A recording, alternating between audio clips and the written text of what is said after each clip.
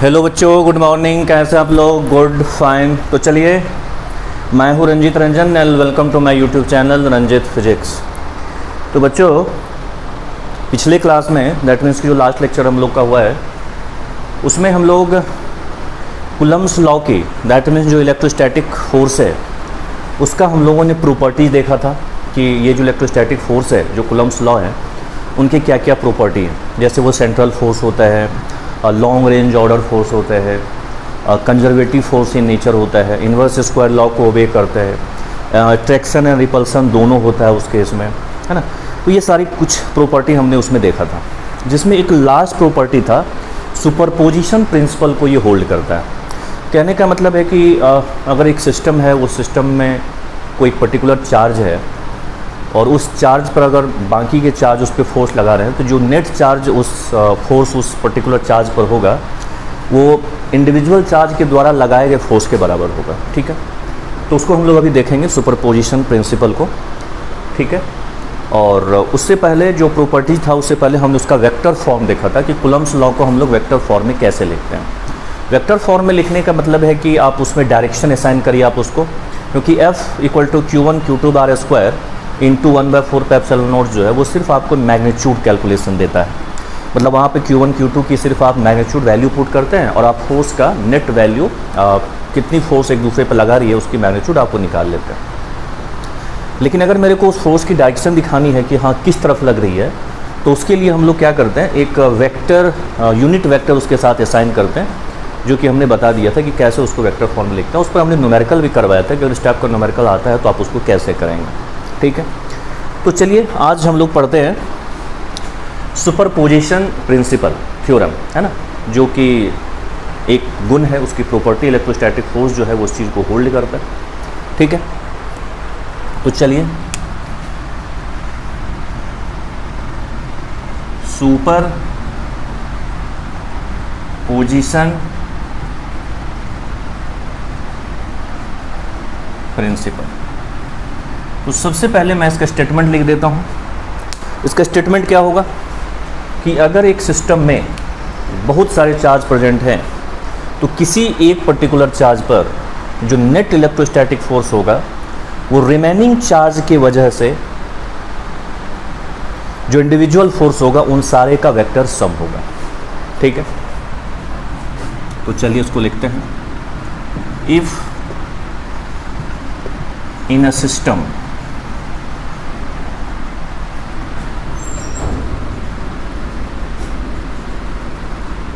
large number of charge is present,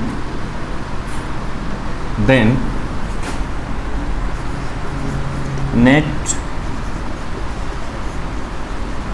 electrostatic force on any one charge is equal to the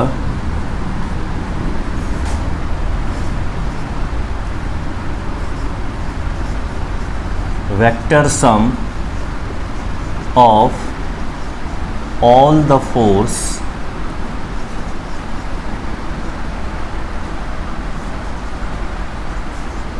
which is acted by the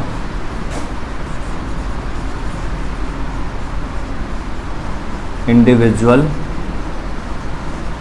charge on it। यानी अगर system में बहुत सारे charge present है तो किसी एक पर्टिकुलर चार्ज पर जो नेट फोर्स होगा, टोटल इलेक्ट्रोस्टैटिक फोर्स होगी, वो इंडिविजुअल चार्ज के द्वारा लगाए गए फोर्स का वेक्टर सम होगा। ठीक, वेक्टर सम होगा क्योंकि फोर्स एक वेक्टर क्वांटिटी है, दैट्स वाई वेक्टर सम होगा। फोर्स को आप न्यूमेरिकली ऐड नहीं कर सकते कि हाँ 10 न्यूटन प्लस 10 न्यूटन 20 न्यूटन हमेशा होगा। हाँ, हो सकता है 10 + 10 20 जब एक ही डायरेक्शन में होगी तो, लेकिन 0 भी हो सकती है जब वो अपोजिट होगी तो। कुछ और भी हो सकता है जब वो अलग एंगल पे होगा तो मतलब वेक्टर सम वहाँ पे हमें लगानी पड़ेगी, कभी भी हम लोग अलजेब्रा सम यूज नहीं करेंगे, ठीक है। तो सपोज अगर आप एक हम ये एक्स एक्सिस लेते हैं और सपोज ये हम वाई एक्सिस लेते हैं, ठीक है। यहाँ पर एक चार्ज है, सपोज करिए Q1, एक यहाँ पर चार्ज है, सपोज करिए Q2, और ये जो है R1 वेक्टर है, ठीक है, और ये जो है वो R2 वेक्टर है, और एक तीसरा चार्ज है, सपोज करिए यहाँ पर लेट अस सपोज Q, और ये जो वेक्टर है वो R वेक्टर है। 3 चार्ज आपको दिख रहा होगा सिस्टम में, Q1, Q2 एंड Q, और भी हो सकता है Q3, Q4, Q5 और भी हो सकता है। तो Q1 की position vector is R1, Q2 की position vector is R2 and Q का पोजीशन वेक्टर इज R। तो ये Q1 जो है इस Q पर जो फोर्स लगाएगा वो इसके ज्वाइनिंग लाइन के अलोंग लगाएगी, दिस इज फोर्स F1।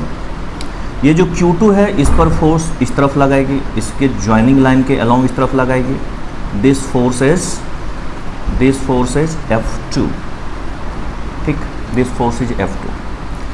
तो Q2 के द्वारा इस पर इंडिविजुअल लगाया गया फोर्स F2, वो कैसे होगा, इन डिस्टेंस यूज होगा उसमें, जो कि ये हमारा ये R2 वेक्टर है और ये हमारा यहाँ से यहाँ की वेक्टर है, इस और डिस्टेंस को रिप्रेजेंट कर रहा है। ये यहाँ की वेक्टर है, ये इसको डिस्टेंस को रिप्रेजेंट करेगा, ये चीज़ है, ये चीज़ है।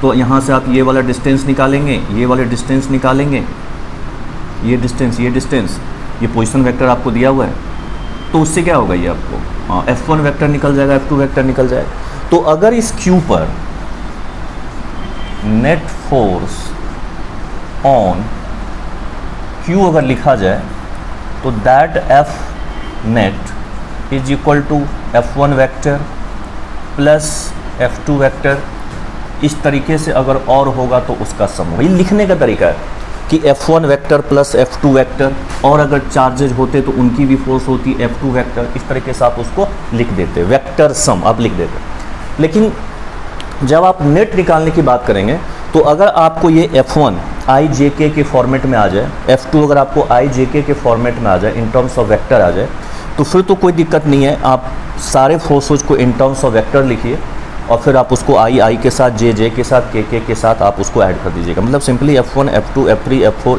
आपका वेक्टर फॉर्म में है, IJK फॉर्म में है, तो आप उसको ऐड करके डायरेक्टली F भी आपका वेक्टर फॉर्म में आ जाएगा।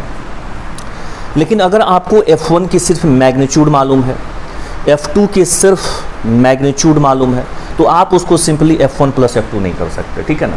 तो उसके लिए आपको जो वेक्टर का तरीका है कि हम कैसे 2 वेक्टर को या 3 वेक्टर का रिजल्टेंट निकालते हैं, वो काम आपको करनी होगी। ये जस्ट लिखने का तरीका है कि इन सारे फोर्स का जो नेट होगा वो F आएगा, वो लिखा गया इस तरीके से। और अगर ये IJK फॉर्म में है तो आप इसको ऐसे ऐड करके आप लिख भी सकते हैं, F इतना रिजल्टेंट आएगा। लेकिन जनरली हमारे पास क्या होती है, F1, F2 या और भी है F3, F4, तो उसकी न्यूमेरिक वैल्यू गिवन होती है, ठीक है। और उसके बीच में आपको कुछ एंगल उंगल पता होगा कि हाँ इस केस के बीच का इतना एंगल है, इतना एंगल है, तो फिर उसको हमें वेक्टर तरीके से जो फॉर्मूला हमने 11th में पढ़ी है उनका हमें यहाँ पे यूज करके उसका मुझे लेट निकालनी होती है। तो इस तरीके से फोर्स हो गया। अब ये Q2 से ये वाली डिस्टेंस है आपकी, ये वाली डिस्टेंस है Q2 से लेके Q का डिस्टेंस। तो चूंकि मैं इसको R2 लिख दिया तो मैं एक काम करता हूँ, मैं इसको R2 डैश लिख देता हूँ और इसको R1 डैश लिख देता हूँ क्योंकि Q1 से इसकी दूरी है। तो अगर आप इस फोर्स को लिखते हैं, F1 को लिखते हैं, तो क्या लिखेंगे, K मतलब जो 1/4πε0 है, K Q1 into Q upon में R1 डैश का स्क्वायर लिखेंगे, ठीक है। और यहाँ पर आप यूनिट वेक्टर लिखाएंगे R1 डैश का कैप, क्योंकि उस डायरेक्शन में उसकी एक यूनिट वेक्टर होगी, वो आपको लिखनी होगी, है ना। या फिर K Q2 Q अपॉन में R2 डैश का स्क्वायर लिखना होगा और उस डायरेक्शन में जो उसकी यूनिट वेक्टर होगी आपको वो लिखना होगा। इस तरीके से आपका चलता जाएगा। अगर इसको आप Q बनाएंगे तो फिर क्या करेंगे, K लिखेंगे Q1 इंटू Q2 अपॉन में R1 डैश, ठीक है। इसका आप Q कर दीजिए और यहाँ पर R1 डैश जो है उसको एज अ वेक्टर रहने दीजिए। इसको K Q2 Q अपॉन में R2 डैश का क्यूब करिएगा और यहाँ पर आप R2 डैश का एज अ वेक्टर रहने दीजिए। तो ऐसे लिखेंगे। तो ये जस्ट एक रिप्रेजेंटेशन है, लिखने का तरीका है। और अगर आपको आई जे के फॉर्मेट में F1 F2 F3 आप निकाल भी लेते हैं तो आप उसको वही आई जे के फॉर्मेट में निकाल के उस पर रखिए और जो आई है वो ऐड हो जाए लिखा जाएगा, जो के है वो ऐड होके लिखा जाएगा, जो जे है वो ऐड होके लिखा जाएगा। वो आपको फॉर्म वेक्टर के फॉर्म में आंसर आ जाएगा। लेकिन उसके लिए F1 F2 F3 आपको वेक्टर फॉर्म में ही होना चाहिए। और निकालने का तरीका भी हमने बता दिया कि कैसे, अगर पोजीशन पता है तो आप वेक्टर फॉर्म में आप उसको निकाल सकते हैं। लेकिन मोस्ट ऑफ द केसेज में, जनरली 99% केसेज में आपको वेक्टर फॉर्म में नहीं दिया रहता या फिर हम नहीं निकालते। हम लोग सिंपली मैग्नीट्यूड उसकी निकालते हैं, के Q1 Q2 bye R square से हम उसकी वैल्यू निकाल लेते हैं। तो वैसे केस में हमें सिंपली ऐसे ऐड करके आप नहीं कर सकते, ठीक है ना, क्योंकि मैग्नीट्यूड है सिर्फ हमारे पास। तो उस मैग्नीट्यूड का रिजल्टेंट निकालने के लिए हम लोग जो फॉर्मूलाज है हमारे पास होता है अंडर रूट वाला, A स्क्वायर B स्क्वायर वाला, या फिर जो और कोई तरीका जो है वेक्टर एडिशन का, वो हम लोग यूज करते हैं, ठीक है। तो उसको हम लोग अभी देखेंगे, क्योंकि अब इसके बाद हमें कूलम्स लॉ पर, दैट मीन्स की सुपरपोजिशन प्रिंसिपल पर हमें न्यूमेरिकल ही करने हैं, ठीक है, आगे के कुछ क्लासों में। क्योंकि इस पे काफ़ी सारे इंपॉर्टेंट क्वेश्चंस बनते हैं जो पूछे गए हैं प्रीवियस एग्जाम में और कौन, ठीक है, और आपके बोर्ड में भी। तो उसको हम लोग देखेंगे कैसे बनाते हैं। तो ये सुपरपोजिशन प्रिंसिपल हुआ। बोर्ड में लिखने को आ जाता है कभी कभी कि व्हाट आर सुपरपोजिशन प्रिंसिपल, आप एक्सप्लेन करिए और उसको आप बता दीजिए कि हाँ ऐसा होता है, ठीक है। तो नोट कर लीजिए बच्चे। चलिए, तो अब हमें बेसिकली करना ये है कि हमें उस वेक्टर को सीखनी है। तो मैं आशा करता हूँ कि आप लोग को वेक्टर जो है उसकी कंसेप्ट आप लोगों ने पढ़ लिया होगा, क्योंकि मैंने पिछले क्लास में कहा भी था कि आप लोग वेक्टर वाली बातों को, जो भी उनका एडिशन का रूल रेगुलेशंस है, उनको आप पढ़ लेना। तो आई होप कि आपने पढ़ लिया होगा, लेकिन फिर भी मैं उस चीज़ को बताऊंगा, क्योंकि हो सकता है कि बहुत बच्चे ऐसे हों जो ना पता हो उन्हें वेक्टर्स कैसे करेंगे, भूल गया हो या फिर पढ़ा नहीं हो। तो चलिए उनको हम देख लेते हैं, ठीक है। तो क्योंकि ये चीज़ 11th में ऑलरेडी पढ़ी जा चुकी है, आप पढ़े होंगे, लेकिन नहीं आपको याद है या है भी तो आप उस पर अच्छे से क्लियर कर लीजिए। तो वेक्टर की बातों को हम बता देते हैं, कैसे उसको ऐड करते हैं वेक्टर क्वांटिटी को, जैसे कि फोर्स हो गया, कोई और भी अगर वेक्टर क्वांटिटी है तो उनको भी आप कैसे ऐड करेंगे, उसका रिजल्टेंट निकालेंगे। तो वो हम आपको अभी बता रहे हैं। और फिर उसके बाद हम लोग इस पर न्यूमेरिकल्स करेंगे, जो आगे कुछ क्लासों में न्यूमेरिकल ही होने वाली है, ठीक है बच्चे। तो चलिए, वेक्टर एडिशन, ठीक है ना। मैं आपको वेक्टर एडिशन की बात कर रहा हूँ कि आप लोग वेक्टर को ऐड कैसे करोगे। तो बच्चों सीधी सी बात है कि सपोज करिए कि आपके ये कोई ऑब्जेक्ट है, इस ऑब्जेक्ट पर एक फोर्स F1 इस तरफ लग रही है ना, F1 वेक्टर है, मतलब जिसकी मैग्नीट्यूड आप F1 लिख सकते हैं। अगर वेक्टर वाइज है तो F1 वेक्टर है, मैग्नीट्यूड वाइज F1 है। दूसरी फोर्स सपोज करिए कि इस तरफ लग रही है, जो आपका F2 वेक्टर है और उसकी मैग्नीट्यूड सपोज F2 ही है। और एंगल बिटवीन देम जो है, ये सपोज करिए कि कुछ एंगल है थीटा। तो बच्चों अगर इस ऑब्जेक्ट के ऊपर F2 नहीं होता तो ये बॉडी F1 के डायरेक्शन में जाती, क्योंकि ये F1 इसको खींचता तो in the direction of F1 जाती।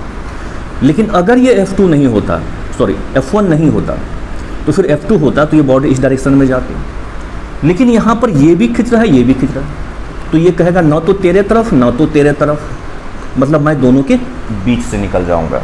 यानी इन दोनों की जो रिजल्टेंट होने वाली है, जो नेट होने वाली है फोर्स, वो इन दोनों के बीच में से ही किसी लाइन के अलोंग होने वाली है। यानी ये बॉडी इस दोनों के बीच में से किसी लाइन के अलोंग जाने वाली है। तो सवाल है सर जी किस लाइन के अलोंग जाने वाली है, और फिर उन दोनों की जो नेट होगी वो कितना होगी। तो वो इस लाइन के अलोंग ऐसे सपोज अगर जा रही है तो ये आपका F है, इन दोनों का नेट है। तो ये जो F वेक्टर है ये आपका F1 वेक्टर और प्लस F2 वेक्टर के रिजल्टेंट को रिप्रेजेंट करेगा, है ना। अगर IJK के फॉर्मेट में है तो आप उसको ऐड करके आप F वेक्टर लिख सकते हैं। लेकिन मैंने बार बार कह रहा हूँ कि जनरली मुझे F1 की मैग्नीट्यूड और F2 की मैग्नीट्यूड और उसके बीच का एंगल थीटा पता होता है, तो फिर आप सिंपली उसको ऐसे नहीं जोड़ सकते। ये तब जोड़ सकते हैं जब IJK फॉर्मेट में वेक्टर फॉर्म में गिवन है, तब आप उसको IJK फॉर्मेट में ही ऐड करके आंसर IJK के फॉर्मेट में ही रख सकते हैं। ठीक है मेरे भाई, तो अगर मुझे इसकी वैल्यू चाहिए कि इस नेट का रिजल्टेंट फोर्स की क्या न्यूमेरिक वैल्यू आएगी, और ये जो एंगल है F1 के साथ ये कितना एंगल बना के ये रिजल्टेंट वाली जाएगी, उसकी अल्फ़ा क्या होगी। तो इसका एक डेरिवेशन था 11th क्लास में कि कैसे उसका फॉर्मूला आता है F की वैल्यू, लेकिन मैं उस फॉर्मूला आपको ड्राइव नहीं करने जा रहा, जस्ट मैं रिज़ल्ट लिख रहा हूँ। तो ये जो रिज़ल्ट आता है F फोर्स का वो कितना होता है मेरे भाई, याद हो गया आपको, F1 square plus F2 square plus 2F1 F2 cos theta. This is the formula, ये आपकी फॉर्मूला है, F1 square plus F2 square plus 2F1 F2 cos theta. This is the formula net F निकालने का। अगर F1 F2 की magnitude पता हो और एंगल बिटवीन देम थीटा मालूम हो तो इस द फॉर्मूला। अब ये एंगल अल्फ़ा क्या होगा, जो कि F1 वेक्टर के साथ फर्स्ट वेक्टर के साथ ये बना हुआ है। तो इस अल्फ़ा का फॉर्मूला आता है alpha is equal to tan inverse F2 sine theta upon में F1 plus F2 cos theta, या tan इधर लिखेंगे तो tan अल्फ़ा हो जाएगा is equal to F2 sine theta upon में F1 plus F2 cos theta. ये हमारा दो फॉर्मूला है जो आपको एक डायरेक्शन देगा और आपको एक उस फोर्स की मैग्नीट्यूड बताएगा, उसका नेट वैल्यू बताएगा कि वो दोनों फोर्स की अगर वैल्यूज इतनी है और इतनी एंगल पर है तो फिर कितना डायरेक्शन पर नेट वाली फोर्स लगेगी, तो ये कुछ बताएगा, ये फॉर्मूला है। ठीक है, तो अगर F1 सिर्फ है F2 नहीं है तो इस डायरेक्शन में जाती, अगर F1 नहीं है F2 है तो इस डायरेक्शन में जाती, लेकिन अगर दोनों है तो ना तेरा ना मेरा, इसके बीच से कहीं इस लाइन के लॉन्ग जाएगी।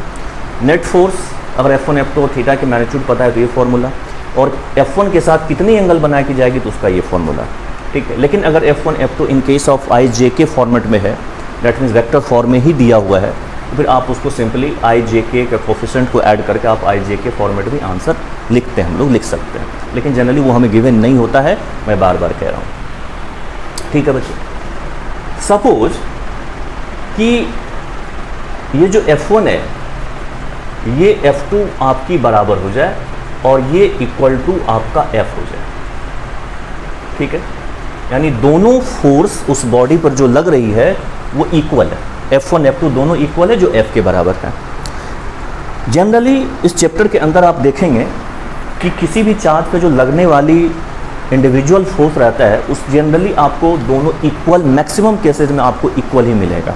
बहुत ठीक है, तो इसीलिए ये चीज़ें बड़ा इम्पॉर्टेंट है कि अगर दोनों बराबर है तो फिर क्या करेंगे, तो बराबर है तो ठीक है, इसमें हम बराबर वैल्यू पुट कर देते। तो उस केस में यहाँ मैं इसको F लिख रहा हूँ, तो मैं इस चीज़ को मैं F नेट को क्या करता हूँ, बदल देता हूँ। ठीक है, तो यहाँ पर मैं F नेट लिख देता हूँ, तो F नेट क्या हो जाएगा, अंडर रूट, आप उसमें वैल्यू पुट करिएगा F स्क्वायर प्लस फिर ये F स्क्वायर और ये 2FF इंटू कॉस थीटा, यही करिएगा।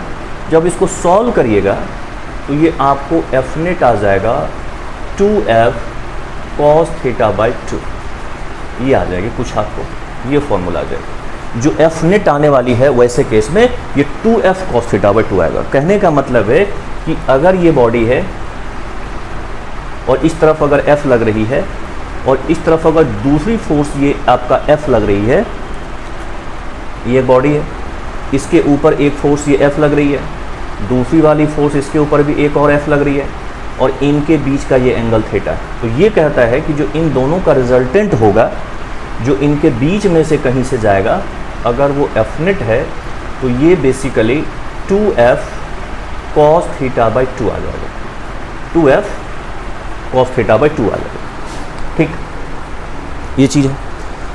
अब इस चीज़ को बच्चे थोड़ा ध्यान से देखिए, अगर आप इस चीज़ को थोड़ा ध्यान से देखेंगे तो देखिए क्या है, कंपोनेंट आपको याद है, कंपोनेंट किसी भी वेक्टर को हम लोग ब्रेक करते हैं कोऑर्डिनेट के अलोंग। ठीक है, कोई भी अगर वेक्टर है हमारे पास, वेक्टर क्वांटिटी है, तो उसको हम लोग X axis, Y axis and Z axis में हम लोग क्या करते हैं, उसको ब्रेक करते हैं, है ना। एटलीस्ट 2 में तो करेंगे ही, 2 एक्सिस के अलोंग, 2 परपेंडिकुलर एक्सिस के अलोंग, या फिर 3 में भी करते हैं। तो कंपोनेंट आपको जहाँ तक याद होगा, तो सपोज करिए कि ये अगर हमारा एक कोऑर्डिनेट एक्सिस है,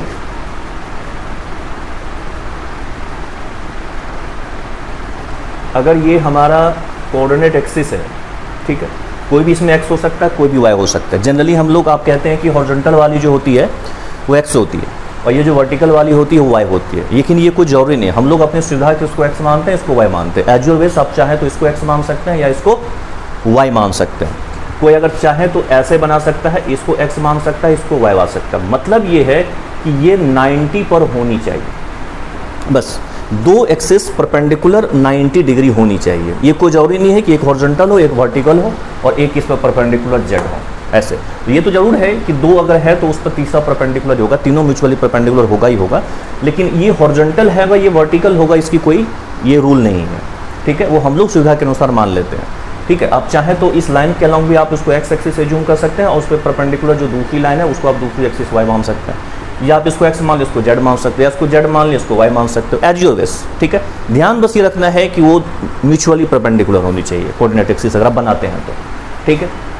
तो ये भी सही है और ये भी सही है। तो सपोज अगर इसमें आपके पास एक वेक्टर है, इसमें अगर आपके पास एक इस तरीके का एक वेक्टर है जो यहाँ पर कुछ एंगल थीटा बना रहा है, ठीक है, और ये अगर सपोज ये एफ है, तो इस एफ की जो इस तरफ कोऑर्डिनेट आएगी उसकी जो वैल्यू आएगी वो कितनी आती है, एफ कॉस थीटा, और इस तरफ जो इसकी वैल्यू आएगी वो कितनी आएगी, एफ साइन थीटा। अब बच्चे ये भी जनरली याद रख लेते हैं कि सर एक्स एक्सिस के तरफ जो होता है वो एफ कॉस थीटा होता है, वाई एक्सिस की तरफ जो होती है वो एफ साइन थीटा होता है। नहीं बच्चों, कभी नहीं, बिल्कुल गलत।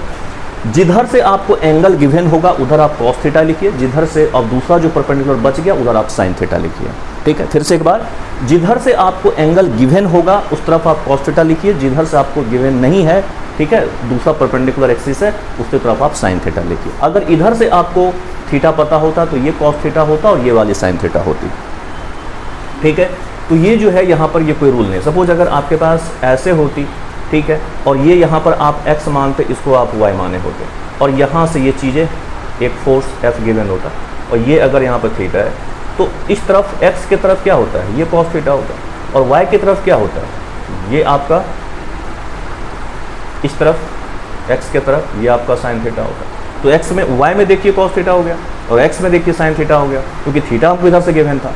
सपोज करिए वो इधर से गिवन होगा, ये सपोज करिए ये अल्फा एंगल दिया हुआ है, तो इधर से चूंकि अल्फा एंगल दिया हुआ है तो ये क्या हो जाएगा, कॉस अल्फा हो जाएगा, और इधर से क्या हो जाएगा, ये साइन अल्फा हो जाएगा। तो कहने का मतलब ये हुआ कि जिस तरफ से आपको एंगल दिया होगा उधर आप कॉस लेंगे, जो दूसरा बच गया परपेंडिकुलर उधर आप साइन लेंगे। ये कोई रूल नहीं है कि आप एक्स एक्सिस के अलोंग कॉस लीजिए और वाई एक्सिस के अलोंग आप साइन लीजिए, ठीक है। ये कोई ट्रेडिशन नहीं है, ये कोई रूल नहीं है, इसको आप भूल जाइए। अगर दिमाग में आपका सेट है तो इसको आप भूल जाइए, ठीक है।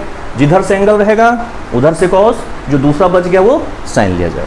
तो इसको हम लोग क्या करते हैं, वेक्टर को अगर हमें दो पार्ट में ही ब्रेक करना है तो हम उसको ऐसे कंपोनेंट हम यहाँ पर तोड़ देते हैं, उसको ब्रेक कर देते हैं, दो पार्ट में स्प्लिट कर देते हैं। कहने का मतलब है कि ये एफ कॉस थीटा और ये एफ साइन थीटा, या फिर ये एफ साइन अल्फा या एफ कॉस अल्फा, ये दोनों मिल के जो इफेक्ट पैदा करेगा वो अकेला ये एफ इफेक्ट पैदा करेगा, ठीक है। या फिर जो अकेला जो ये एफ इफेक्ट पैदा कर रहा है वो ये दोनों मिल के पैदा करेगा, मतलब एक दूसरे का इक्विवेलेंट है। ये एफ इन दोनों मिल का जो रिजल्ट होगा वो जो मिल के इफेक्ट पैदा करेगा ये अकेला कर रहा होगा, या जो अकेला कर रहा है ये दोनों मिल के इफेक्ट पैदा कर रहा है। कंपोनेंट का मतलब ये होता है। तो आपने इसे तोड़ दिया। बच्चे अगर उसी ध्यान से आप इसको देखें, अगर इसी पॉइंट ऑफ व्यू से इस चीज़ को आप यहाँ पर देखें मेरे दोस्त, तो आपको दिखेगा कि अगर ये दोनों, ये भी f है और ये भी f है, अगर ये f है और ये भी f है, तो निश्चित रूप से जो फोर्स जाएगी वो इसके बीचों बीच इक्वल एंगल बनाते हुए जाएगी। ये दोनों इक्वल एंगल बनाते हुए जाएगी। अगर आप चाहें तो यहाँ पर भी F2 के बदले F रख दीजिए, F1 के बदले F रख दीजिए, सॉल्व करिए, आपको अल्फा जो आएगा वो θ/2 आ जाएगा। जो एंगल आने वाली है ये वाली एंगल आपकी आएगी अल्फा, ये आपकी θ/2 आ जाएगी। अगर आप दोनों फोर्स F1 F2 को F इस फॉर्मूले में रख के देखेंगे तो अल्फा आपको θ/2 आ जाएगी, ठीक है। और ऐसे भी हम लोग समझ सकते हैं लॉजिकली कि दोनों इक्वल फोर्स है तो उसके बीच में से ही इसका रिजल्टेंट जाएगा जिसका वैल्यू इतना होगा। तो जो एक वेक्टर से एंगल है θ/2 है, तो मेरे दोस्त जो दूसरा से जो एंगल बच गया ये भी कितना बच गया, θ/2 बच गया, θ/2 बच गया। अब इस f का अगर कंपोनेंट हम लोग इस तरफ देखें, इस f का कंपोनेंट अगर इस रिजल्टेंट के अलोंग अगर हम देखते हैं तो ये कितना आने वाली है, f cos थीटा बाई 2 आने वाली है। और इस f का भी रिजल्टेंट अगर हम इस तरफ देखते हैं तो ये कितना आने वाली है, ये भी f cos थीटा बाई 2 आने वाली है। तो अगर दोनों को ऐड कर दिया जाए, क्योंकि दोनों एक ही तरफ जा रही है, इसकी भी कंपोनेंट इसके along f cos theta by 2 है, इनकी भी कंपोनेंट इसके along f cos theta by 2 है, तो फाइनली मेरे दोस्त ये कितना आ रहा है, f cos थीटा बाई 2 और दूसरे वाला का भी component f cos theta by 2।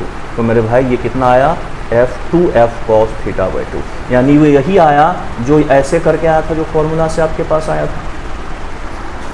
तो देखिए कि ये जो चीज़ें हैं उसका जो मीनिंग है बेसिकली वो ये है। तो अगर कहीं पर आपको दो फोर्स दिखा इक्वल इन मैग्नीट्यूड का और आपको एंगल आपको पता है, तो सोच लीजिए अच्छा बीट का एंगल 30 डिग्री, अच्छा मतलब 15 डिग्री ये 15 डिग्री ये, मतलब कि f cos 15 plus f cos 15, फटाफट आप उसका आंसर निकाल लीजिए। या नहीं तो फिर आप ये f रखेंगे, f को रखेंगे, फिर एंगल देंगे, सॉल्व करेंगे, काफ़ी टाइम टेकिंग होगा, ठीक है। या फिर 2f cos थीटा बाई 2 है, या फिर 2f cos थीटा बाई 2 है। तो मतलब इसकी मीनिंग समझा दिया कि बेसिकली ये 2f cos थीटा क्या है। बेसिकली इन दोनों का जो कंपोनेंट आ रही है वो इस लाइन के अलोंग आ रही है, वो जुड़ जा रही है, और जो दूसरी वाली कंपोनेंट मेरे दोस्त आ रही होगी वो इसके परपेंडिकुलर आ रही होगी, मतलब एक इस तरफ आ रही होगी जो ये f sin थीटा बाई 2 जा रही होगी, और ये दूसरी वाली कंपोनेंट इसका इधर आ रही होगी f sin थीटा बाई 2 आ रही होगी। तो चूंकि दोनों मैग्नीट्यूड में इक्वल है और वो अपोजिट है, तो मेरे भाई ये दोनों क्या हो जा रहा होगा, कट जा रहा होगा, एक दूसरे को कैंसिल आउट कर दे रहा होगा। सिर्फ इसकी जो बीचों बीच वाली कंपोनेंट है दोनों का वो ऐड होकर के 2f cos थीटा बना दे रहा है। इस बात को आप ध्यान में रखेंगे कि 2f cos थीटा अगर आया है तो बेसिकली उसकी मतलब क्या है, ठीक है। क्वेश्चन सॉल्व करने में आपको आसानी होगी, ठीक है मेरे दोस्त, ठीक है, आप नोट कर लीजिए। नौ,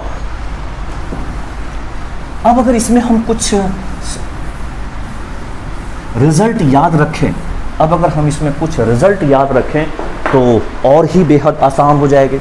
अब अगर इसमें हम लोग कुछ और रिजल्ट याद रखें तो और भी बेहद आसान हो जाएगी। सपोज करिए कि थीटा आपका 30 डिग्री दिया हुआ है, सपोज करिए कि जो थीटा है वो आपको 30 डिग्री दिया हुआ है। कितना दिया हुआ है थीटा आपको, 30 डिग्री दिया हुआ है। तो यहाँ पर आप क्या करेंगे, 30 डिग्री पुट करेंगे, यहाँ पे आप 30 डिग्री पुट करेंगे, यहाँ पर 30 डिग्री अगर यहाँ पर आप पुट करते हैं तो 30 अपॉन में 2 15 हो जाएगा।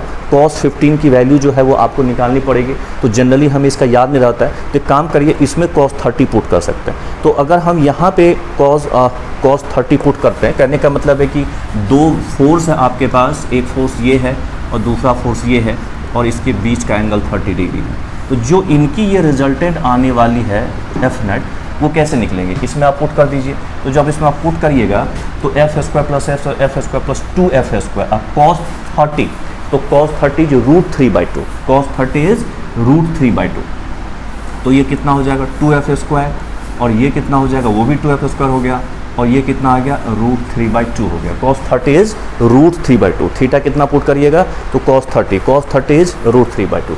अब ये 2 से क्या हो जाएगा, ये आपका 2 कट जाएगा, तो एफ नेट जो है वो आपका कितना हो गया, तो देखिए 2 से ये 2 जो है, इस 2 से ये 2 कट जाएगा, तो कितना हो गया ये आपका 2f स्क्वायर, और ये आपका हो गया √3, और एक √2 यहाँ पे बच जाएगा, ठीक है। एक 2 कटेगा, लेकिन नो सॉरी, ठीक है 2f स्क्वायर है, ये भी 2 है, 2 कटेगा ही कटेगा, सही बात है।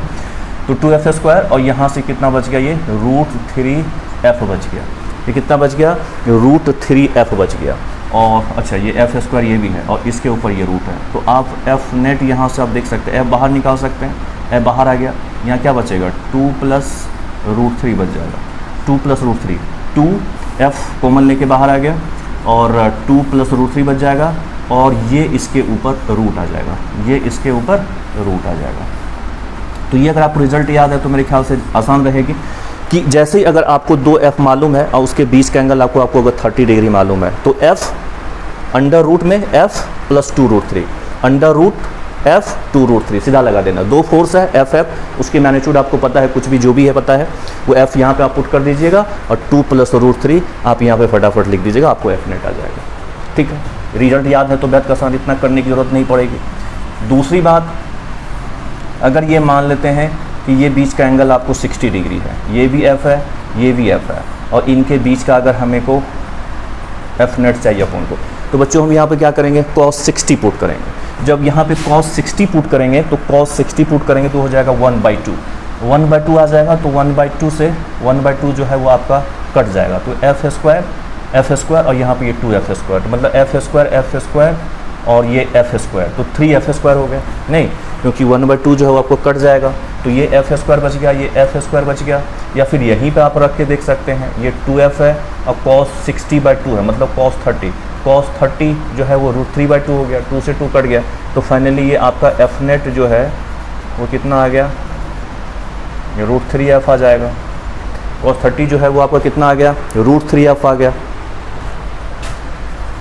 तीसरा, सपोज करिए कि ये आपका एक वेक्टर f है, एक दूसरा वेक्टर जो है ये आपका f है, और इसके बीच का एंगल सपोज करिए कि आपके पास 30 दिया, 60 दिया, सपोज करिए आप 45 ही रख सकते हैं, यहाँ पे 45 रख सकते हैं, और इसकी रिजल्टेंट जो है मान लेते हैं इसके बीच से जाएगी, तो ये कितना बनने वाला है, एफ नेट बनने वाला है। तो जब एफ नेट बनने वाला है तो वो चीज़ आप यहाँ पे रख सकते हैं, इसमें भी आप रख करके देख, क्योंकि आप फिर 45 करेंगे तो 45/2 ये थोड़ा सा आपको डिफिकल्ट पैदा करेगा। तो काम करते हैं यहीं पे रख कर रिजल्ट पता करते हैं, cos 45 दिस इज 1/√2, तो 1/√2 और ये √2 कट गया, तो ये f² और ये √2f² हो जाएगा। तो ये एफ नेट जो है वो आपका कितना आ गया, √2f² तो आया ही, अब वहाँ पे ये बच जाएगा √2f बच जाएगा। तो फाइनली ये आ गया, f बाहर आ जाएगा, ठीक है, f जो है वो आपकी, अच्छा ये f तो बाहर रह जाएगा, ये कुछ गड़बड़ हो गई है यहाँ पे, ये कुछ मेरे दोस्त गड़बड़ हो गई है, ये f रूट से बाहर निकलेगा, 2 + √3 बचा रहेगा, तो इतना पार्ट में रहेगा, ये इतनी पार्ट में रहेगा, ठीक है मेरे भाई, ये इतना पार्ट में रहेगा। तो यहाँ पर भी क्या होगा, f जो है वो बाहर रह जाएगा, और इसमें क्या बच गया, 2 + √2 बच गया, इतनी आ गई, ठीक है। यानी अगर दो फोर्स है f और f 30 डिग्री पर है, तो उसके बीच का रिजल्टेंट जो एफ नेट आएगी वो f जो एक फोर्स इंटू बार और मल्टीप्लाई √2 + √3। अगर आपकी 60 डिग्री पर है तो एफ नेट √3 टाइम्स f। अगर आपका 45 डिग्री पर है तो f टाइम्स 2 + √2 का रूट, जैसे यहाँ पर 2 + √3 का रूट है, वैसे यहाँ 2 + √2 का रूट है, ठीक है। तो रिजल्ट याद होगा तो क्वेश्चन जो है थोड़ा आसान हो जाएगा सॉल्व करने में, जो क्वेश्चन है वो थोड़ी आसान हो जाएगी सॉल्व करने में, कम समय लगेगा, ठीक है, ये चीज़ हो गई। सिमिलरली आप 60 हो गया, 45 हो गया, 30 हो गया, तो अगर हमें 90 पर भी निकाल लें, अगर हम 90 पर भी निकाल लें बच्चे, तो कितना हो जाएगा, सपोज करिए कि आपके पास ये एक f है, ये कि ये दूसरा f है, और ये इसकी 90 डिग्री है, और इसके बीच से आपका निकल जाएगा एफ नेट, तो ये एफ नेट आपका कितना हो जाएगा, तो cos 90 होता है, cos 90 0 हो जाएगी, तो सिंपल क्या हो जाएगा, ये √2f हो जाएगा, ये कितना आ जाएगा आपका, √2 टाइम्स f हो जाएगा, √2 टाइम्स f हो जाएगा। सपोज करिए कि आपकी दो चीज़ें हैं एक ही डायरेक्शन में जा रही है, f दोनों एक ही तरफ जा रही है, मतलब θ 0 डिग्री, तो इस केस में जो एफ नेट होगी आपकी, इस केस में जो एफ नेट होगी आपकी वो ट्वाइस ऑफ एफ हो जाएगी। या फिर सपोज करिए कि ये एक तरफ जा रही है, दूसरी तरफ जा रही है, बिल्कुल दोनों अपोजिट डायरेक्शन में है, इक्वल मैग्नीट्यूड का, तो वैसे केस में जो एफ नॉट होगा वो क्या हो जाएगा, 0 हो जाएगा। तो बच्चे जो बेसिक फार्मूला है वो f1² + f2² + 2f1 f2 cos theta, वो तो आपका है ही। अगर इंडिविजुअल अलग अलग वैल्यू f1 की f2 को, तो उसमें आप वैल्यू सॉल्व करिए, निकालिए, अल्फा डायरेक्शन निकालना है तो आप निकालिए। लेकिन अगर कहीं पर इक्वल मैग्नीट्यूड का दोनों फोर्स आ जाती है, तो फिर अगर हम इस रिजल्ट को हम याद रखें तो हम काफ़ी जल्दी ऑब्जेक्टिव हम सॉल्व कर सकते हैं, कॉम्पिटिटिव का क्वेश्चन सॉल्व कर सकते हैं, है ना।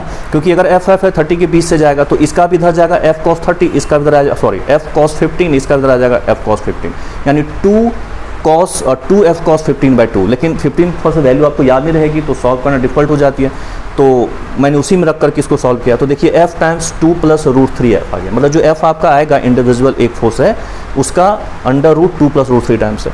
अगर 60 है तो आप ये याद रख सकते हैं, अगर 45 है तो आप ये याद रख सकते हैं, 90 है तो सीधा √2f याद रखिए, एक ही तरफ है तो 2f कर दीजिए, अपोजिट है तो f0 कर दीजिए। तो यहाँ से एक बात पता चल गई कि अगर दो चीज़ परपेंडिकुलर है, अगर दो चीज़ दो फोर्स परपेंडिकुलर है, परपेंडिकुलर कहने का मतलब है कि ये भी तो हो सकती है कि ये आपकी एक्स एक्सिस है और ये आपकी वाई एक्सिस है, या ये एक्स है ये जेड है, ये वाई है ये जेड है, कोई हो सकता है, परपेंडिकुलर एक्सिस हो सकती है। तो इसका मतलब है कि अगर आपको दो म्यूचुअली परपेंडिकुलर एक्सिस के अलोंग फोर्स पता है, अगर आपको मान लेते हैं एक्स एक्सिस के अलोंग फोर्स पता है, मान लेते हैं अलोंग आपको वाई एक्सिस के अलोंग फोर्स पता है, या कोई एक्सिस होता है परपेंडिकुलर होते हैं पता है, तो आप इसकी जो नेट है वो सिंपली आप क्या कर सकते हैं, एफ एक्सिस का स्क्वायर प्लस वाई एक्सिस का स्क्वायर से आप निकाल सकते हैं। अगर एक एक्सिस दो म्यूचुअली परपेंडिकुलर के अलोंग अगर आपको मालूम है तो आप under root F x square plus F Y square, क्योंकि वही क्या है, under root F square plus F square plus 2f cos 90 will be 0 तीसरा टर्म, तो सीधा F square plus F square 2f square, तो बाहर निकल के रूट 2f हो गया। तो यही चीज़ है, तो चूँकि अलग अलग आएगी तो सीधा आप ऐसे लिख सकते हैं उसको। अच्छा, अब ये जो यहाँ पे एंगल बन जाएगा, ये जो एंगल बन जाएगा, तो अगर इस एंगल को देखें तो ये चीज़ क्या हो जाएगी, इसकी y हो जाएगी, और ये चीज़ इसकी x हो जाएगी। करने का मतलब है कि ये x ये जो है y कंपोनेंट हो जाएगी, और ये जो वैल्यू होगी उसकी क्या हो रही होगी, x कंपोनेंट हो रही होगी।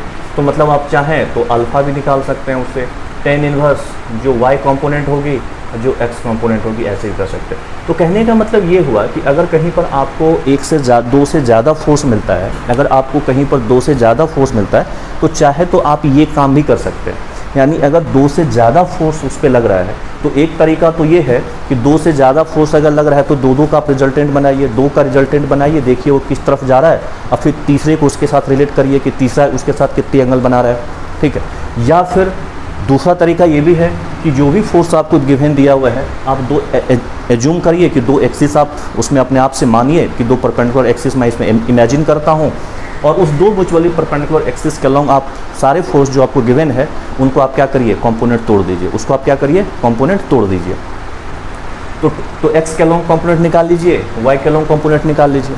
तो टोटल आपने x के अलोंग निकाल लिया, सारे वेक्टर की जो x के अलोंग कंपोनेंट जाएगी उसको निकाल लिया आपने, सारे वेक्टर की जो y के अलोंग कंपोनेंट जाएगी उसको निकाल लिया आपने, और फिर चूंकि दोनों 90 डिग्री पर है तो ठीक है, f x square plus F Y square plus तीसरा term 2f x f y cos 90 आप कर देंगे, लेकिन वो 0 हो जाएगी तो आपके पास ये बच जाएगी। और जो रिजल्टेंट वाली एंगल होगी वो कितनी एंगल पे जाएगी, पहले वेक्टर के साथ, दैट मीन्स कि x वाले के साथ, तो कितना जाएगी, tan इनवर्स एफ वाई जो y कंपोनेंट है अपॉन x कंपोनेंट ऐसे कर देंगे।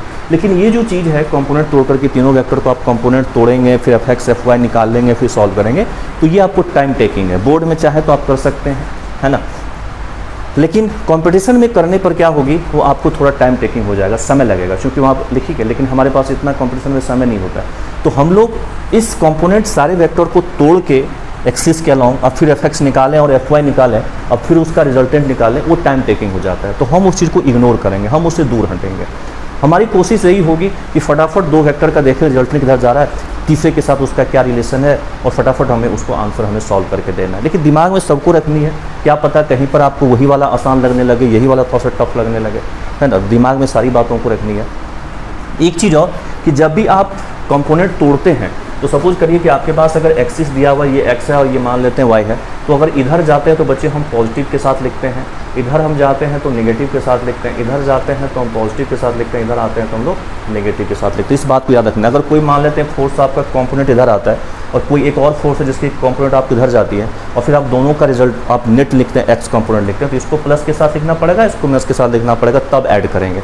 या फिर ये कहें कि इसमें से इसको घटाना पड़ेगा, या तो इसमें से इसको घटाना पड़ेगा, या नहीं तो इसमें आप ऐड करेंगे तो इसको नेगेटिव के साथ उसमें ऐड करेंगे, तब जाके नेट एक्स कंपोनेंट निकलेंगे। वही काम आप वाई के एक्सिस के अलोंग भी आप करेंगे, ठीक है। तो इस बात को आप ध्यान में रखेंगे। तो ये थी वेक्टर जो हमें यूज होने वाली है आपके न्यूमेरिकल में। जो भी चीज़ें इनको आप याद रखेंगे, अगर आपको आती है तो बहुत अच्छी बात है, नहीं तो आप इस बात को अच्छे से आप दिमाग में रखेंगे कि हाँ अगर वेक्टर को हमें ऐड करनी है तो फिर हम किस तरीके से ऐड करनी है, क्या तरीका हमें अपनाना चाहिए। ठीक है बच्चों, ये फॉर्मूला सारी बातें आपको दिमाग में रहनी चाहिए।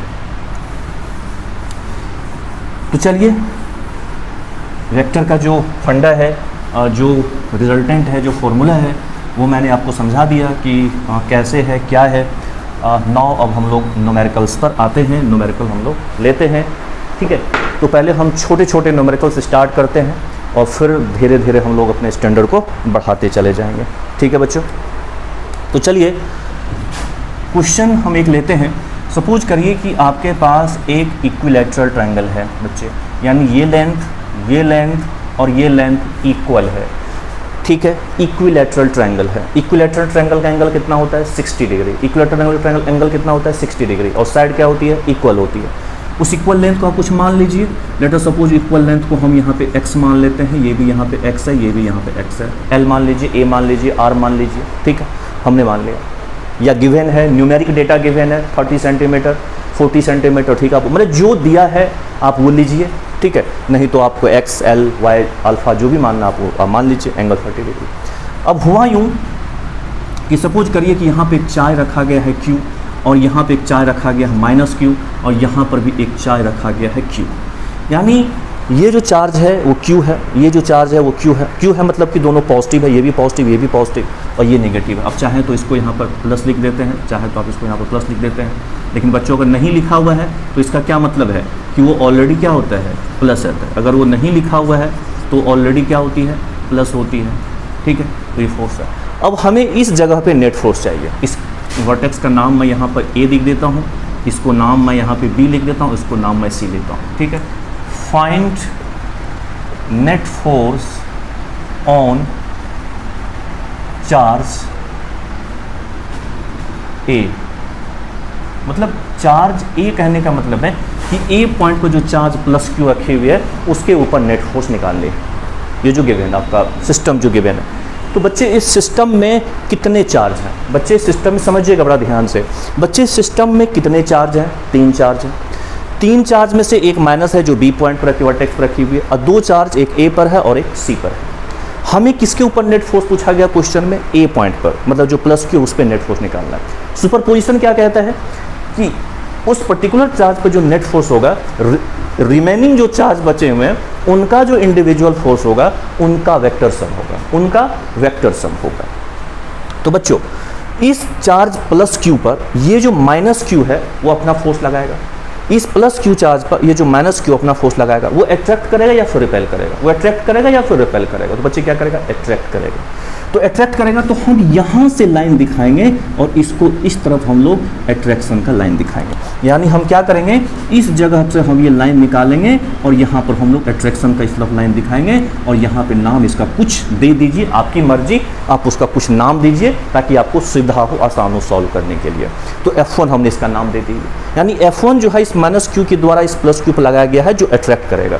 तो बच्चे चूंकि इस पर फोर्स लग रहा है तो इसीलिए वहाँ से एरो आप मार के अट्रैक्शन दिखाइए। बच्चे जानते क्या करते हैं, बच्चे उसको लगता है कि अच्छा ये उसको खींचेगा तो वो क्या कर देता है यहाँ पर ऐसे खींच करके दिखा देता है। बच्चे ये काम नहीं करना, बच्चे ये काम नहीं करना। बार बार कह रहा हूँ कि ये -q उसको खींच रहा है, तो उसको खींच रहा है तो यहाँ पर आप एरो मार्क कैसे दिखाइए। कई बार बच्चे को मैंने देखा है, बहुत बार ऐसे बच्चों को देखा है, वो क्या करता है उसको लगता है कि -q उसको खींच रहा है तो यहाँ पर क्या करता है उसको डायरेक्शन ऐसे दिखा देता है। तो बच्चे ये गलत है ना, इसको नहीं खींचा जा रहा, ये उसको खींच रहा है। तो उस पर कहाँ लग रहा है फोर्स, तो वहाँ पर आप फोर्स दिखाइए। जैसे आप मैकेनिक्स में पढ़ते हैं कि कोई बॉडी होती है, उसकी मास अगर m है और इस पर कोई फोर्स लगा रहा है, तो जब इस पर फोर्स लगा रहा है तो इस पर आप यहाँ से वहाँ से mg दिखाते हैं, यहाँ से आप उसको टेंशन लिखाते हैं, या ये सरफेस इसको फोर्स लगाता है तो यहाँ पर इसको आप नॉर्मल दिखाते हैं। तो बच्चे ये काम करते हैं ना, ऐसा थोड़ी होता है कि mg को आप यहाँ दिखाने लग जाते हैं, ऐसे नहीं करते, मतलब वहाँ पर दिखाते हैं।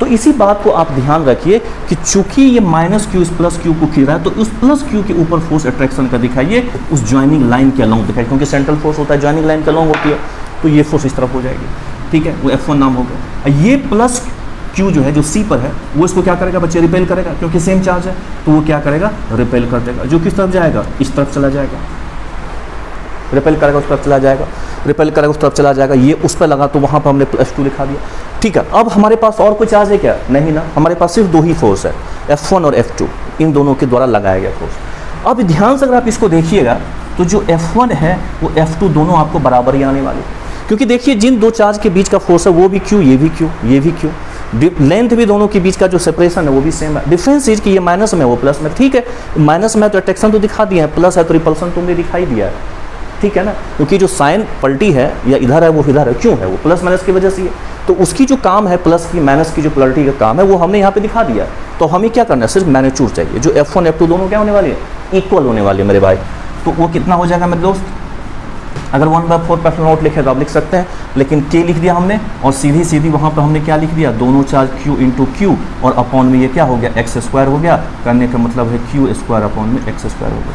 तो हमने क्या लिख दिया, वो f लिख दिया, ठीक है, जो किसके बराबर है मेरे भाई, एक ही फोर्स नेट f के बराबर है।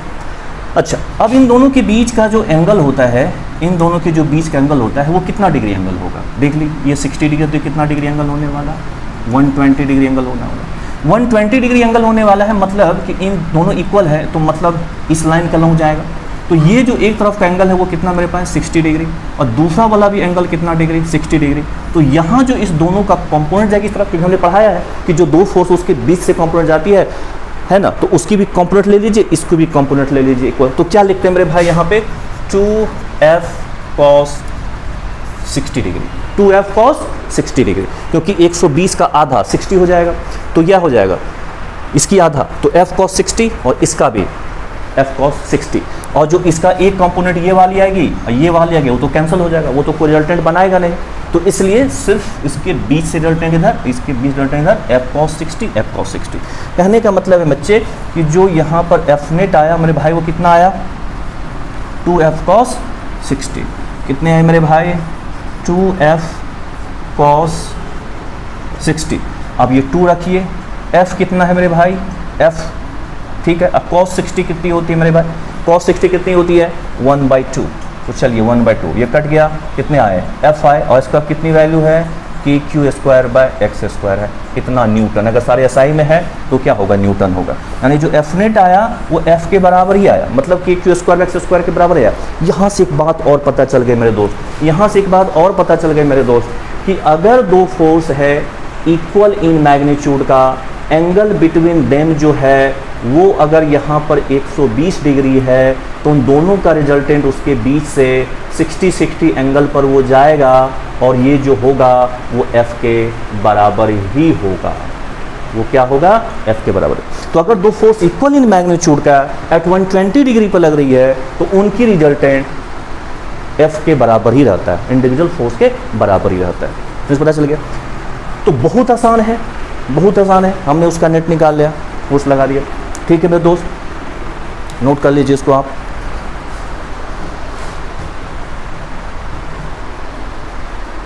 ठीक है, या बच्चे क्या करेंगे, लगाएंगे f square plus f square plus 2f1 f2 cos 120, f की वैल्यू f2 की वैल्यू फिर cos 120 वैल्यू सॉल्व करता जाएगा, फिर लास्ट में आंसर लगेगा। तो थोड़ी टाइम लगेगा, कॉम्प्लिकेट क्या होगा, सॉल्यूशन थोड़ी लंबा जाएगी, समय ज़्यादा लगेगा, इतना होता नहीं है। तो अगर आपको सीधी सीधी ये दिमाग में होता कि f है, अच्छा ये भी f दोनों अच्छा वैल्यू बराबर 120 डिग्री पर, उसका रिजल्ट तो f ही होने वाली है, मतलब कि q स्क्वायर एक्स स्क्वायर होती है, मतलब दिमाग के अंदर ही कैलकुलेशन हो जाएगी, पेन उठाने की ज़रूरत पड़ेगी ही नहीं, पेन उठाने की ज़रूरत पड़ेगी नहीं, दिमाग के अंदर ही बात आ जाएगी। अच्छा k 1/4 पर्सन नोट, q अच्छा q अपॉन में अच्छा डिस्टेंस, वो चीज़ लिख देंगे, वैल्यू अगर है तो ठीक है, न्यूमेरिकल कैलकुलेशन थोड़ी सी होगी, वैल्यू रख करके आपकी आंसर आ जाएगी। ठीक है मेरे भाई, चलिए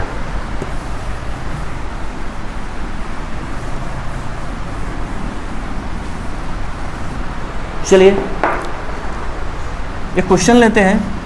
सपोज करिए कि आपका ये एक स्क्वायर है, क्या है मेरे भाई, ये आपका एक स्क्वायर है, स्क्वायर की सारी length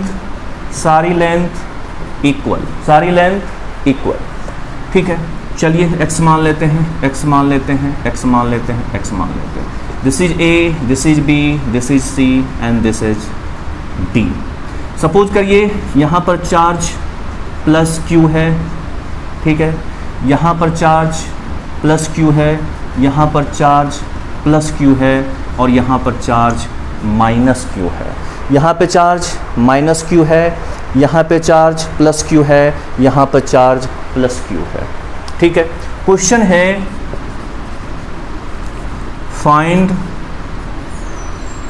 net force on charge d, charge d मतलब एट माइनस q है ना, एट माइनस q, मतलब यहाँ जो चार्ज है d पर जो चार्ज है माइनस में, उसके ऊपर हमें नेट फोर्स निकालनी है। तो बच्चे सिस्टम के अंदर कितने टोटल चार्ज हैं, 4, जो चारों स्क्वायर के वर्टेक्स पर रखे हुए हैं, इक्वल मैग्नीट्यूड का मैं दे दिया है, ठीक है। 3 पर आपका प्लस है, 1 पर आपका माइनस में है। फोर्स निकालनी है माइनस क्यू के ऊपर। माइनस क्यू पर फोर्स लगाने मतलब इंडिविजुअल जो 3 चार्ज बचे हुए हैं उनका इंडिविजुअल फोर्स इस पे कितना होगा वो निकालनी है। सबसे पहला काम इनका फोर्स उस पर निकालनी पड़ेगी, ठीक है। तो ठीक है, पहले सबसे पहले उसको दिखाइए। तो सबसे पहले हम इसको दिखाएंगे तो ये जो प्लस क्यू है इस माइनस क्यू को क्या करेगा, अपने ओर अट्रैक्ट करेगा। अपने ओर अट्रैक्ट करेगा मेरे दोस्त, अपने ओर जब अट्रैक्ट करेगा, अपने ओर जब इसका अट्रैक्शन होगी तो ये कितना होगा, सपोज इसका नाम F1 दे दीजिए। ये प्लस क्यू भी क्या करेगा, इसको अट्रैक्ट करेगा। ये प्लस क्यू भी क्या करेगा, इसको अट्रैक्ट करेगा। ये प्लस क्यू भी क्या करेगा, इसको अट्रैक्ट करेगा। तो इसकी भी नाम सपोज यहाँ पे आप F2 दे दीजिए। और ये जो प्लस क्यू है वो भी इस माइनस क्यू को क्या करेगा, अट्रैक्ट करेगा। तो लेकिन उसका अट्रैक्शन क्या होगा, ये जो इनका ज्वाइनिंग लाइन होगा इस पे होगा। ये जो इनका ज्वाइनिंग लाइन होगा उस लाइन के अलॉन्ग होगा। लेट अस सपोज इसका नाम F3 दे दिया। F1 इज फोर्स जो कि प्लस क्यू की वजह से माइनस क्यू पर लगा अट्रैक्टिव। F2 इज फोर्स जो कि माइनस क्यू पर लगा प्लस क्यू की वजह से attractive. And plus F3 is force जो कि इस प्लस क्यू की वजह से इस माइनस क्यू पर लगा अट्रैक्टिव, ठीक है। अब यहाँ पे ध्यान से देखिए, जो F1 है वो आपको F2 के बराबर आने वाली है। जो F1 है और जो F2 है वो आपको दोनों इक्वल आने वाली है, बिकॉज दोनों चार्ज सेम है और डिस्टेंस भी सेम है, ठीक है। तो ये फोर्स बराबर आने वाली है। और वो F अगर आने वाली है तो कितना आने वाली है, KQ स्क्वायर अपॉन में एक्स स्क्वायर। अगर न्यूमेरिकल वैल्यू होता तो आप उसमें पुट करके वो निकाल लेते।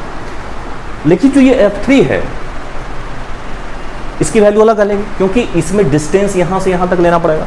और ये डिस्टेंस कितना होगा, पाइथागोरस से निकल जाएगा।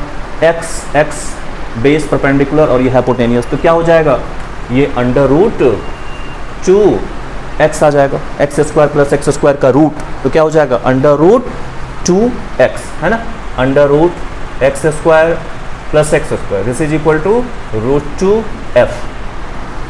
उसकी लेंथ आ जाएगा, उसकी स्क्वायर होगी तो ये कितना हो जाएगा, KQ स्क्वायर अपॉन में इस डिस्टेंस का स्क्वायर। तो इसका स्क्वायर करिएगा तो यहाँ पर 2 आ जाएगा और वो x स्क्वायर आ जाएगा। इतना F3 आ जाएगा, लिख दिया आपने, ठीक है। अब तीनों का रिजल्टेंट चाहिए। अब बच्चे ये सोचेगा, एक काम करते हैं, इनकी कंपोनेंट इधर इनका और इनका रिजल्टेंट निकाल लेते हैं। F1 square plus F2 square करके वो अलग करने लगेगा, ठीक है। फिर वो जो आएगा फिर इसके साथ देखेगा कि किस तरफ जा रहा है, उसका रिजल्टेंट निकालेगा। या फिर वही करेगा कि इसका कंपोनेंट लिखेगा। 2 एक्सिस है ना, कई बच्चे क्या करते हैं, इस लाइन के लॉन्ग एक्सिस मान लेता है, इस लाइन के लॉन्ग एक्सिस मान लेता है। वो कहता है कि इसको तोड़ने की कोई जरूरत नहीं, क्योंकि जो वेक्टर जिस एक्सिस के अलॉन्ग कंप्लीटली है उसका दूसरे म्यूचुअली में कंपोनेंट नहीं होगा। क्यों नहीं होगा मेरे दोस्त, क्योंकि अगर ये वेक्टर इस लाइन के अलॉन्ग F है, ठीक है, और ये अगर X है और ये अगर Y है, तो इस एक्सिस के अलॉन्ग इस जो पूरी की पूरी F होगी और इस एक्सिस के अलॉन्ग इसका जो कंपोनेंट होगा FY वो क्या हो जाएगा, 0 हो जाएगा। क्यों, क्योंकि ये इसके साथ 0 डिग्री एंगल बना रहा है। ये इसके साथ कितना एंगल बना रहा है, 0 डिग्री। अगर वो x एक्सिस की तरफ है तो ये F इस x से कितने एंगल बना रहा है, 0 डिग्री एंगल बना रहा है। तो आप Fx को क्या लिखेंगे, F cos 0 डिग्री, तो ये तो आपको 0 आने वाला है। और जो दूसरी तरफ लिखेंगे इसको आप क्या लिखेंगे, F sin 0 डिग्री, तो ये आपको सॉरी ये 0 नहीं आने वाली, ये Fx is equal to F आने वाली है और ये आपकी F होगी और ये आपकी 0 होगी, है ना, क्योंकि ये x एक्सिस के अलॉन्ग है। तो जब ये x एक्सिस के अलॉन्ग है तो x एक्सिस के साथ तो कितना एंगल बना रहा है, यहाँ पर 0 डिग्री एंगल बना रहा है। तो क्या लिखेंगे, F cos 0 डिग्री, तो क्या बन जाएगा 1 और ये F तो F बन जाएगा। और उससे तब लेके क्या लिखेंगे, F sin 0 डिग्री, तो क्या हो जाएगा sin 0 0 तो 0 हो गया। मतलब जो वेक्टर जिस एक्सिस के अलॉन्ग कंप्लीटली है तो उसी का है, दूसरे में क्या हो जाएगा उसका 0। सपोज करिए कि 2 पार्टियां हैं, एक बीजेपी है, सपोज करिए कांग्रेस है। एक बंदा है जो 100% बीजेपी का है तो उसी को बीजेपी का है। अगर एक बंदा है जो 100% कांग्रेस का है तो ठीक है वो 100% कांग्रेस का है। लेकिन एक बंदा बीचों बीच है ना, मतलब डिपेंड करता हो किसको देगा, तो किसी को भी दे सकता हो, बीजेपी में भी जा सकता हो, कांग्रेस में भी जा सकता है ना। मतलब उसकी कुछ ना कुछ कंपोनेंट कांग्रेस की तरफ भी है, कुछ ना कुछ कंपोनेंट उसका बीजेपी की तरफ भी है। तो कुछ वैसे ही समझ लीजिए कि ये कंप्लीटली एक्स एक्सिस का था, तो कंप्लीटली एक्स एक्सिस का था तो कंप्लीटली उसका F हो गया। और उस तरफ जो था उसका कुछ भी नहीं था, है ना, तो क्या हो गया उसका 0। ये आप एंगल से देखें तो चूंकि x के साथ वो 0 एंगल बना रहा था इसलिए cos 0 डिग्री, क्योंकि जैसा एंगल होता है उधर से आप 0 cos लिखते हैं। और जो दूसरा वो साइन जीरो लिखते हैं तो जीरो हो गया।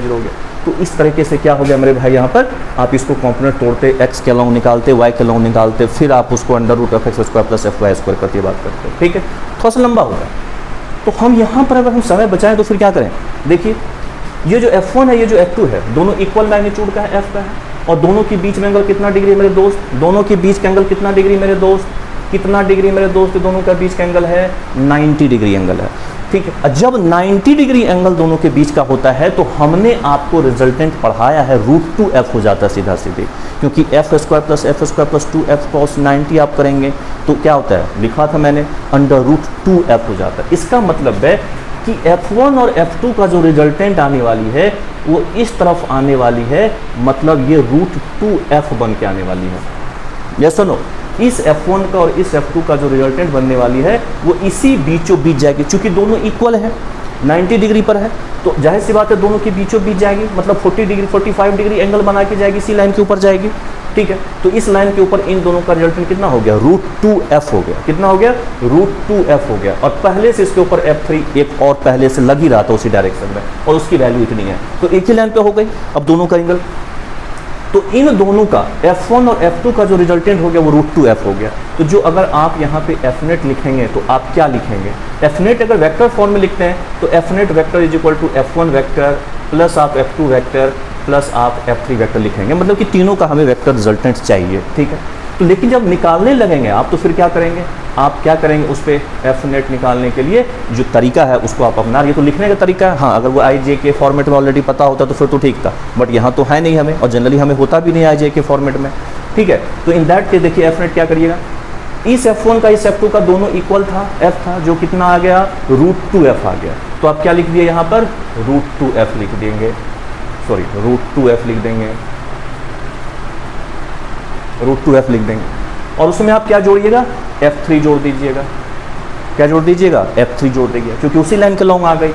तो मेरे दोस्त तो कितना आ जाएगा, √2f की वैल्यू आपके पास है KQ² और ये कितना है मेरे दोस्त, KQ² 2x²। आपको इसमें कुछ कॉमन आ जाएगा, KQ² x², और ये बच जाएगा 2 + 1/√2। This is Fnet, this is Fnet, this is Fnet। तो बच्चों एक बार फिर से, बेहद आसान था। सिस्टम में कितने चार्ज है, total charge +Q and -Q। हमें निकालना कहाँ पर था, -Q पर था। उसको छोड़ के बाद बाकी कितने चार्ज, 3 चार्ज। वो देखिए किधर किधर लगाता है, ये +Q अट्रैक्ट किया, ये +Q अट्रैक्ट किया, ये +Q अट्रैक्ट किया। इसको किया तो इसलिए आपने यहाँ पे एरो मार के दिखाया। ठीक है, उसका नेमिंग कर दिया आपने F1 F2 F3 ताकि आपको आसान हो सके। ठीक है, उसके बाद आपने F1 F2 देखा, दोनों इक्वल आने वाली है क्योंकि चार्ज भी सेम है दोनों और फिर डिस्टेंस भी है, तो आपने लिख दिया।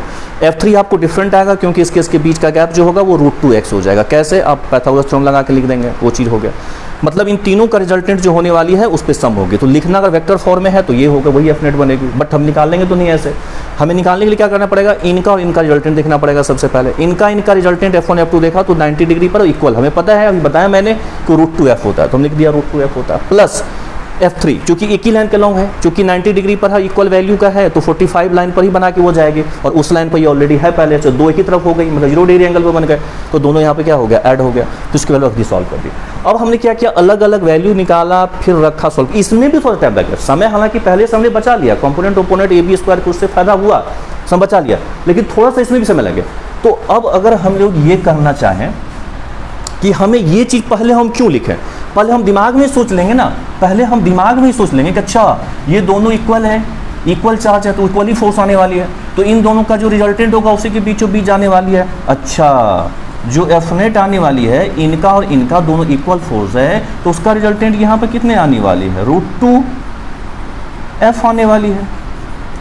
यहाँ पर क्या आने वाली है, √2f आने वाली है। अच्छा, यहाँ पर √2f है मेरे बच्चे, यहाँ पे √2f लिखा हुआ है, ठीक है, √2f लिखा हुआ है, तो यहाँ पे आपका √2 आ जाएगा, और यहाँ पर क्या आ जाएगा, यहाँ पे 2 आ जाएगा। ये क्यों ऐसा लिखा हो गया जल्दीबाजी में, KQ² x², ये बाहर आ गया, और ये √2 यहाँ बच गया, ये √2 यहाँ पे रहेगा, और यहाँ पर इसका ये 2 जो है वो KQ² 2 तो ये इसका 2 यहाँ पर जाएगा, तो जैसे एग्जाम से, ठीक है। हाँ, तो एफ नेट जो है क्या होगा, आप लिख देंगे यहाँ पर √2 लिख देंगे, एफ लिख देंगे, और यहाँ पर इसका नाम कुछ जो भी आप F3 मानेंगे दिमाग में या फिर F1 मानेंगे, जो भी मानेंगे आप लिख देंगे, तो F3 लिख दिया, और फटाफट इसकी वैल्यू रख देंगे, तो √2 F देख लेंगे, अच्छा KQ² ओके, इसको लिख देंगे, अच्छा KQ² √2x आएगा तो उसका 2x², अच्छा मतलब KQ² √2 + 1/2, आंसर हो गया, ठीक।